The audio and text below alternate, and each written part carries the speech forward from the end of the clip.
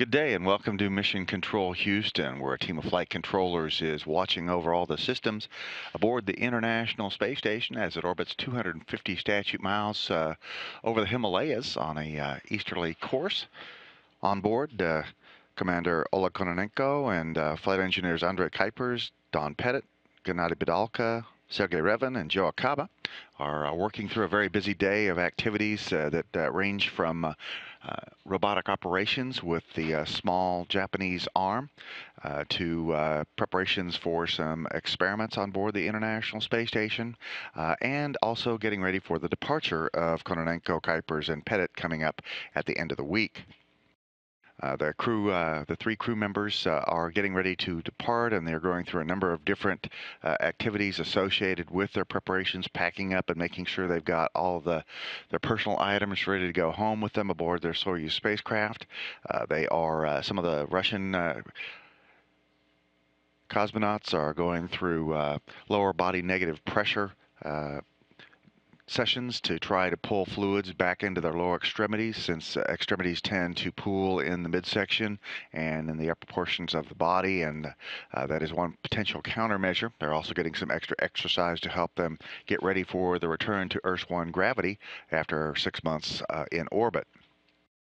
Change of command ceremony officially is scheduled for 6:35 p.m. Central Time, coming up on this Friday, June the 29th, and that will involve the handover from Commander Kononenko to the new commander of Expedition 32, Gennady Bidalka.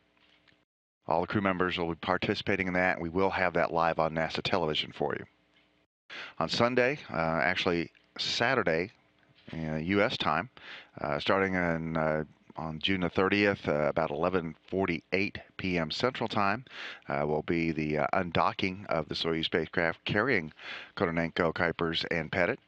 And then they will land on the steppe of Kazakhstan early Sunday morning, scheduled for 3:14 a.m. Central Time, which works out to 2:14 p.m. in the afternoon Kazakh time. Of course, that will be seen live on NASA television.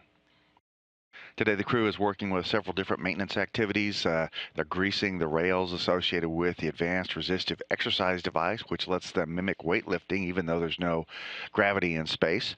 They're making sure that those rails, which use the exercise arms, are able to provide free travel. Here's a graphic that shows you a look at the advanced resistive exercise device. They are also doing some ventilation system maintenance, checking dust filters in the Russian segment of the space station.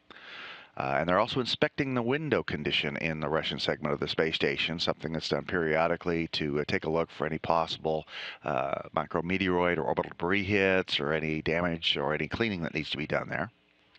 Russians are also working with an experiment that measures radiation dosages aboard the space station. And Joe Akaba is working with preparation of some equipment for an upcoming run with the combustion integrated rack experiment that looks at how flames and other fire effects, smoke, happen in microgravity, where you don't have the normal effects accompany Earth gravity. Flames in space tend to be a round ball instead of the normal candle-shaped flame. And those experiments are expected to look deeply into the nature of combustion and hopefully lead to advances on the Earth related to more efficient combustion for engines, and that should save energy in the long run and also help protect against fire in space. Don Pettit is going to do a self-scan using the ultrasound device aboard the space station of his leg. This is part of an experiment known as SPRINT. The SPRINT experiment is one that takes a look at the long-duration stay on board the space station, how it affects the human body. SPRINT stands for Integrated Resistance and Aerobic Training Study, and it's designed to look at the high-intensity, low-volume exercise training to try to minimize muscle, bone, and cardiovascular degradation during long-duration missions on the space station. This could also have some value to folks on the Earth that end up in a situation where they might be on extended bed rest and the like. Also, a lot of work going on with the robotic arm on the Japan Aerospace Exploration Agency's Kibo module. That module has an airlock and a front porch of experiments, and the next Japanese resupply vehicle is scheduled to launch to the space station.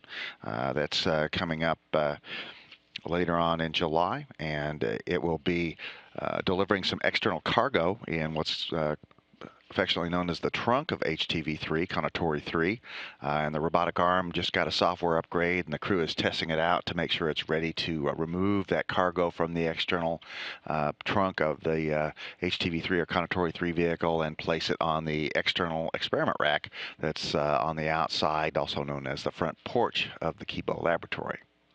So a very busy day on board the International Space Station. All systems working well, and the crew very active today with here in Mission Control, Emily Nelson in charge of the team watching over, and Robert Hanley talking with the crew as needed about activities going on orbit.